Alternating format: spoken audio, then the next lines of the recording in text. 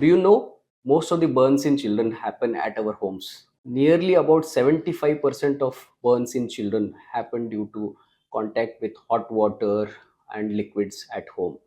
And about 20% of the burns in children are called contact burns due to contact of hot items like irons or hot utensils and vessels. In India, roughly about 1 million children suffer with burns every year, and burns happen usually at home or workplace. But burns are preventable. So there are many ways where children can get burnt. It could be due to hot beverages, hot water, hot tap water, or a spillage of any hot food items on the child. These are the very common reasons for children getting burnt at home. There are other reasons for children getting burnt.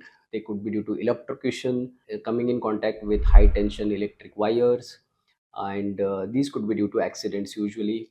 And children might get burnt due to severe sunburn, very rarely in hot summer seasons. They could also get burnt due to fire, fireworks, and some chemical burns like acids and alkalis at home. What are the first steps we could do at home when the child gets burnt?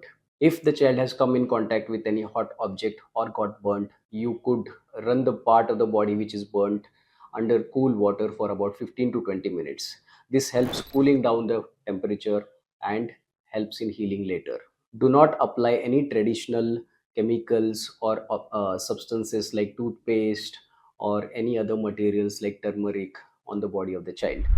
If the child's body has burnt and there is a clothing which is sticking to the child's skin, do not try to remove it and pull it off if it is stuck. Only the loose clothing could be cut off and removed. Those which are stuck to the skin could be removed later at the hospital. Also, do not rub the area which is burnt very hardly, because it could cause blisters and it could cause further injury to the child's skin. If you have access to sterile gauze, you could cover the body part with the sterile gauze if it is burnt a lot, or you can use clean cloth from the home to cover the body part till you reach the hospital. If your child has accidentally swallowed any chemical like toilet cleaner, acids, or any alkalis at home, make sure to remove all the clothings which have come in contact with the chemical and rinse the mouth of the child and take the child to the nearest hospital as early as possible. We should avoid household remedies like applying butter, ghee, turmeric, as I mentioned earlier on the burns. And burns in children which are more than 10% are very dangerous and they require immediate hospitalization. When do we need to hospitalize a child with burns? Any infant less than 1 year suffering burns, a child who has got burns more than 10% of the body, and there are burns in the genitals, hands, palms, and soles, on the face.